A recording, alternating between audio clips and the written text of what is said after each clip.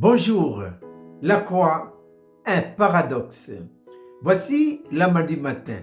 1 Corinthiens 2, 3 et 4.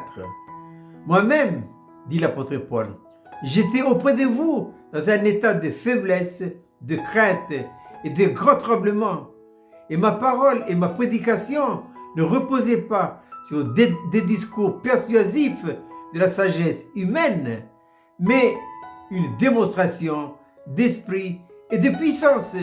Une démonstration d'esprit et de puissance. Mais pour que ces démonstrations soient faites par l'apôtre Paul auprès des Corinthiens, il faut la croire.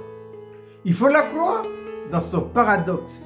Parce que, en ce qui concerne le paradoxe, Dieu manifeste sa puissance dans la faiblesse de l'homme. Paul, c'était une éminence intellectuelle. Il peut utiliser sa sagesse, mais il ne l'a pas fait.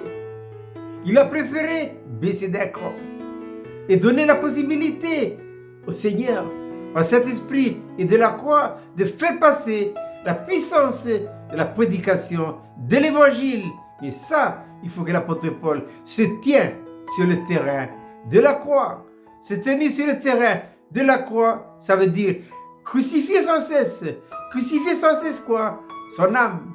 1 Corinthiens chapitre 4 verset 10, portant toujours dans notre corps la mort de Christ, afin que la vie de Christ soit aussi manifestée en nous. En d'autres termes, Paul dira, la mort agit en nous et la vie agit en vous. La croix, c'est un paradoxe, parce qu'elle permet à Dieu de manifester sa puissance au travers d'un instrument faible, très faible. Paul dira, c'est quand je suis faible que je deviens fort.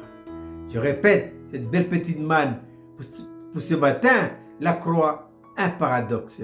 1 Corinthiens 2, 3 et 4. Moi-même, j'étais auprès de vous dans un état de faiblesse, de crainte et de grand tremblement. C'est la croix. Et ma parole et mes prédications ne reposaient pas sur les discours persuasifs de sagesse, mais par une démonstration d'esprit et de puissance. Je vous souhaite de passer une agréable journée.